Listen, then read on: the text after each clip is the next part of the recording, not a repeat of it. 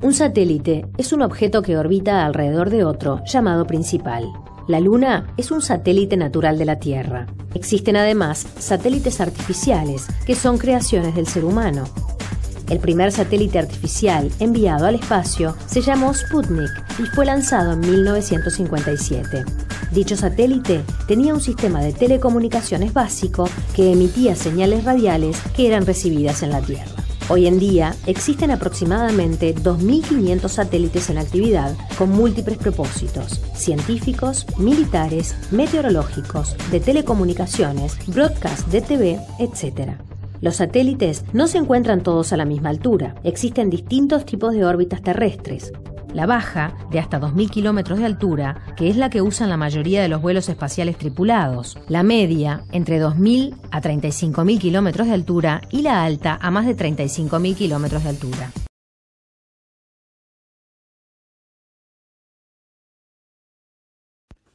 Vamos a analizar el movimiento de los satélites y sobre todo la física que está detrás de esos movimientos, utilizando un ejemplo muy concreto, que es el movimiento de la Estación Espacial Internacional en torno a la Tierra. Para eso nos vamos a ayudar de un problema. El problema dice: la Estación Espacial Internacional describe una órbita circular en torno a la Tierra a unos 400 kilómetros de altura sobre ella. Determina su velocidad orbital. Nos vamos a ayudar de un dibujo para contextualizar el ejercicio.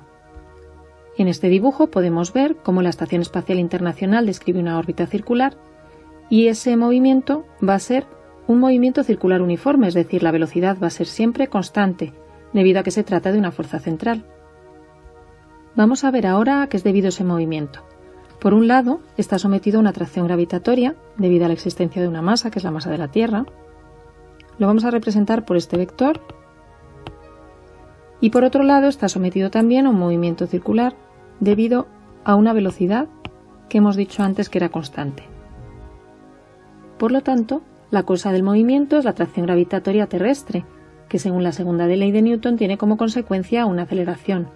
En este caso la aceleración va a ser normal, ya que consideramos que el movimiento, como hemos dicho antes, es circular uniforme.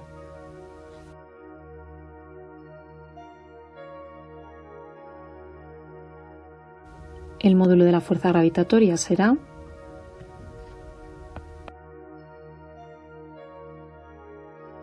donde m mayúscula vamos a considerar que es la masa de la Tierra, m minúscula va a ser la masa de la Estación Espacial Internacional y r será la distancia que hay desde el centro de la Tierra hasta la órbita.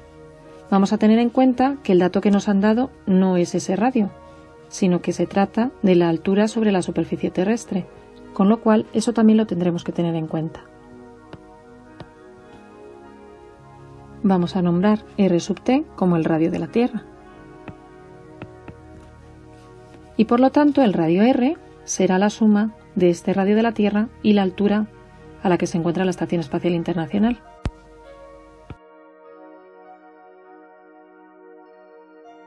Por otro lado, hemos dicho que la consecuencia de esta fuerza gravitatoria va a ser una fuerza normal, que según la ley de Newton establece que será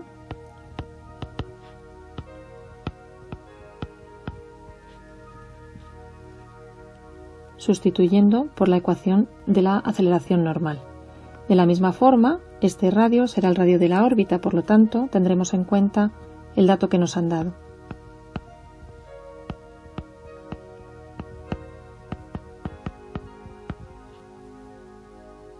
Podemos relacionar la causa y la consecuencia del movimiento a través de estas dos ecuaciones, igualándolas.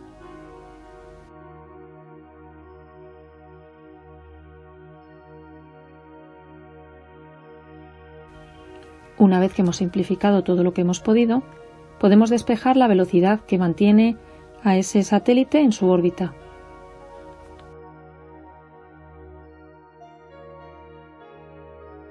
Y esta es la ecuación de la velocidad orbital de un satélite que se encuentra a una altura h sobre la superficie de la Tierra.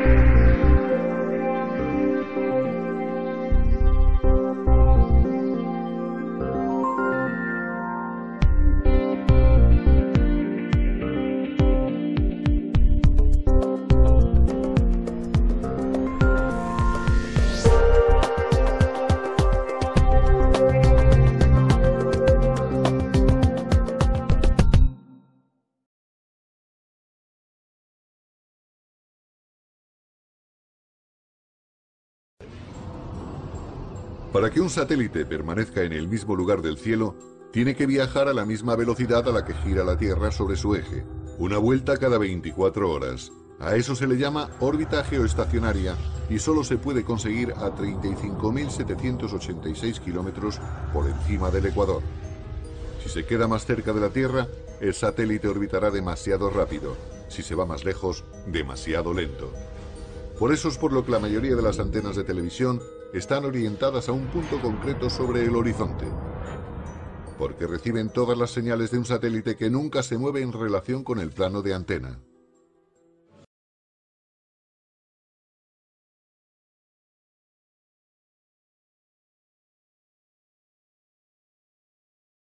Vamos a explicar el concepto de energía orbital.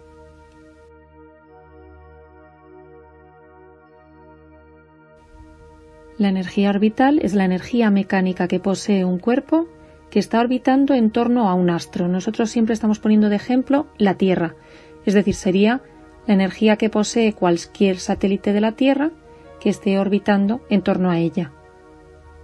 Antes hemos puesto el ejemplo de la Estación Espacial Internacional. Pues vamos a utilizar ese mismo ejemplo para calcular la energía orbital de dicha estación espacial. Recordamos que la altura a la que se encontraba era de 400 kilómetros aproximadamente. Vamos a tomar esa aproximación. Bueno, pues la energía orbital de ese satélite será la suma de la energía potencial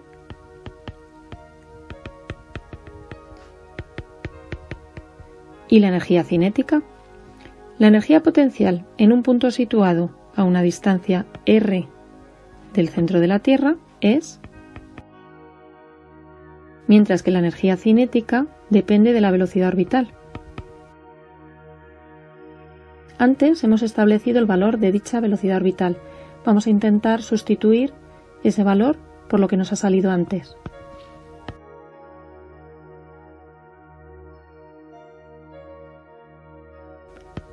Y organizando un poco mejor todos los factores, llegamos a la conclusión de que la energía cinética tiene el valor de la mitad de la energía potencial, pero con signo positivo. Por lo tanto, podemos sumar esas dos cantidades.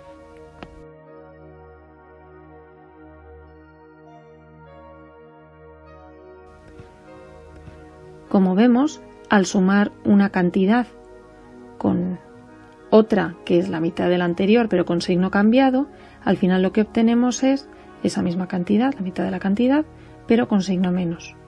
Hemos llegado ya a la definición de energía mecánica de un cuerpo que está orbitando en torno a otro en función de la masa del astro, de la masa del satélite y de la distancia que les separa.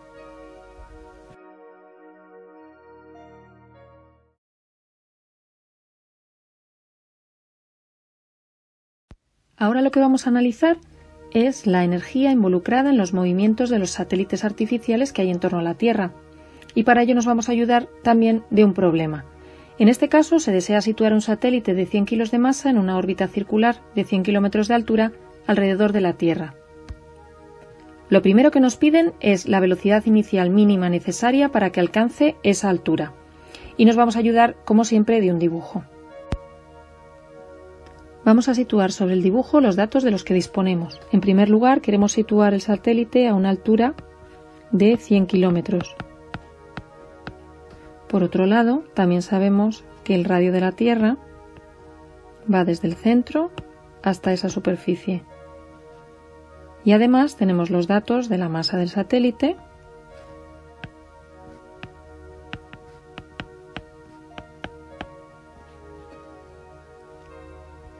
y de la masa de la Tierra. En primer lugar, vamos a recordar que aunque podríamos considerar que hay fuerzas no conservativas, como pueden ser las fuerzas de rozamiento con la atmósfera, siempre vamos a tener en cuenta que solamente hay fuerzas conservativas, es decir, que se va a conservar la energía mecánica.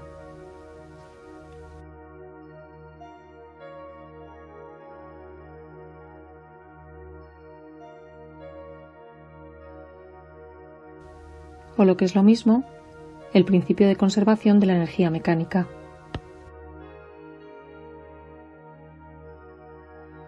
Tendremos en cuenta una posición inicial, que va a ser la posición 1 sobre la superficie terrestre, y una posición final, que va a ser una vez que situamos al satélite en su posición final. Lo que se trata es de determinar qué energía necesita ese satélite para ser situado en la posición 2. Por lo tanto, lo que tenemos que ver es qué variación se produce desde el inicio hasta el final. La energía mecánica inicial será, donde sub P sub 1 será la energía potencial que posea sobre la superficie terrestre y E sub C sub 1 será la energía cinética necesaria para que llegue a la posición final. De momento, ese término no lo vamos a desarrollar. Sustituimos por lo que conocemos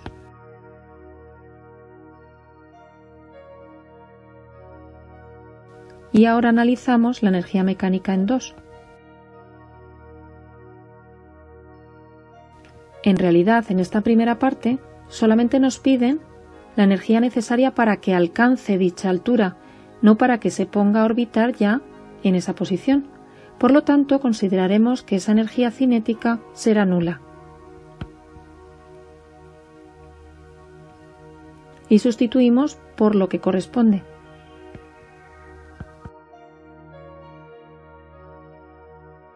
Vamos a coger estas dos cantidades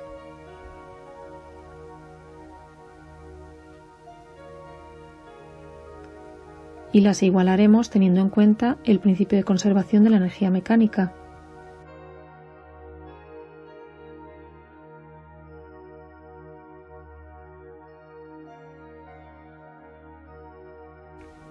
Por lo que podemos igualar la energía cinética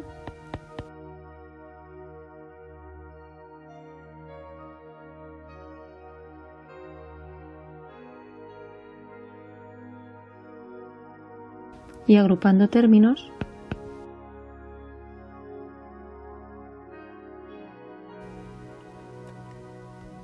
al final, como vemos, solamente depende de la posición inicial y final, es decir, de la diferencia de energía potencial que hay entre esas dos posiciones.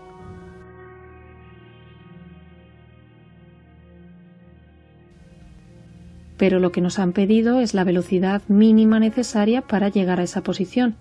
Por lo tanto, lo que tenemos que hacer es establecer el valor de la velocidad en función de la energía cinética, es decir,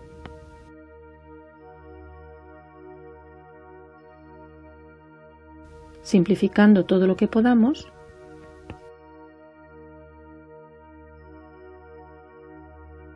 llegamos a la conclusión de que esa velocidad es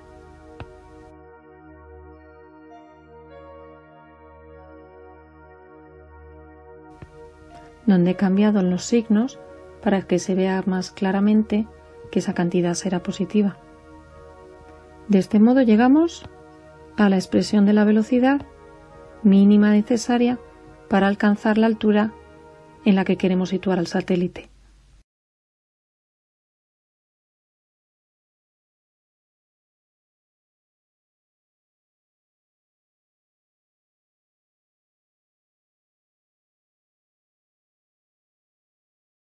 Suponed que disparamos un cañón hacia arriba, con más fuerza,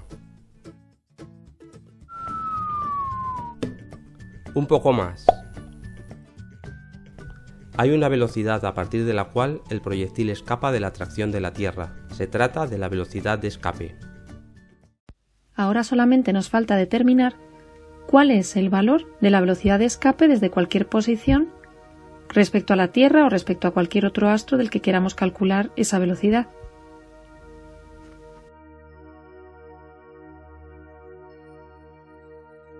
Lo primero, vamos a ver qué significa velocidad de escape. Velocidad de escape es la mínima velocidad que le tenemos que dar a un cuerpo para que escape a la atracción gravitatoria. Para que sea mínima, eso significa que tiene que ser la cantidad más pequeña que sea necesaria. Vamos a suponer que tenemos un satélite situado en esa órbita en torno a la Tierra que tenemos ahí dibujada.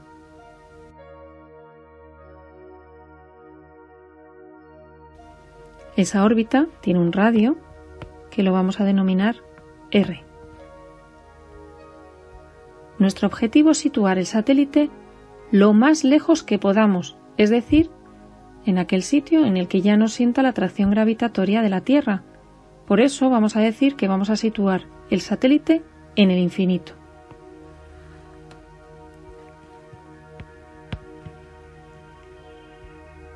Esa distancia va a ser lo más lejos que nosotros podamos imaginar, de tal manera que la energía potencial en ese punto será prácticamente cero.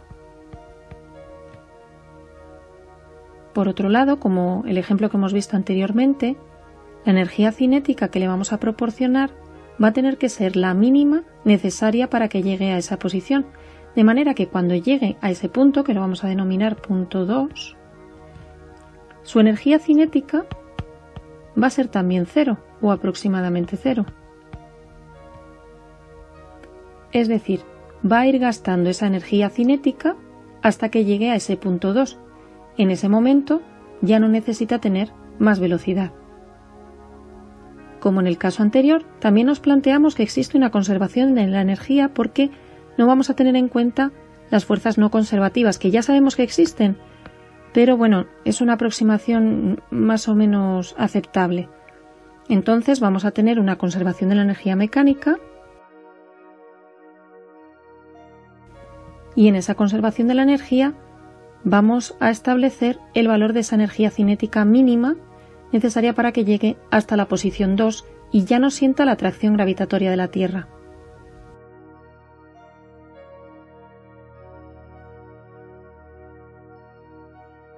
Como en el caso anterior, la energía cinética la desarrollaremos al final.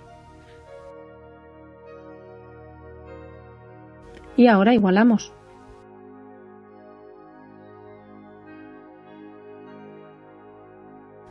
Despejamos la energía cinética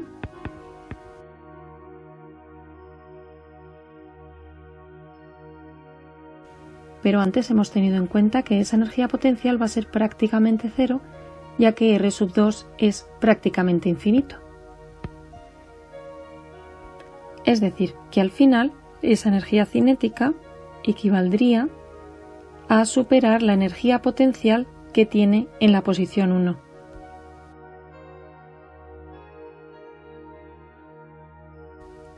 Sustituyendo la energía cinética en función de la masa y de la velocidad del satélite,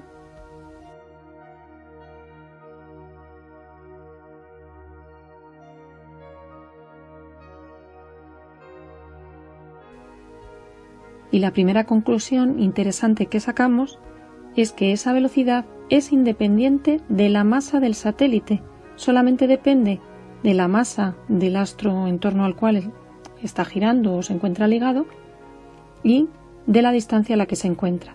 Por ese motivo llegamos a la segunda conclusión, que es que un cuerpo sobre la superficie de la Tierra va a tener la misma velocidad de escape independientemente de cómo sea ese satélite, puesto que la masa de la Tierra es la misma y la distancia a la que se encuentra de la Tierra también es la misma. Es ya un inmenso enjambre de chatarra espacial el que se ha ido acumulando en los últimos 50 años sobre la Tierra. Los casi 5.000 lanzamientos espaciales han dejado ya cerca de 30.000 objetos de más de 10 centímetros, más de medio millón de entre 10 y 1 centímetro y cerca de 200 millones de trozos de menos de 1 centímetro. Unos son el resultado de las 250 explosiones de satélites o baterías registradas hasta ahora, otros por el choque de un objeto espacial contra otro que dejan todo un reguero de chatarra. Solo la colisión entre el satélite americano de comunicaciones civiles Iridium y el satélite militar ruso Cosmos dejó más de 2.000 fragmentos en 2009. Las órbitas entre 600 y 1.200 kilómetros y sobre los polos son las más saturadas y peligrosas. Así son algunas ideas de los expertos reunidos en Darmstadt para recoger o por lo menos evitar que la basura espacial aumente de manera tan descontrolada.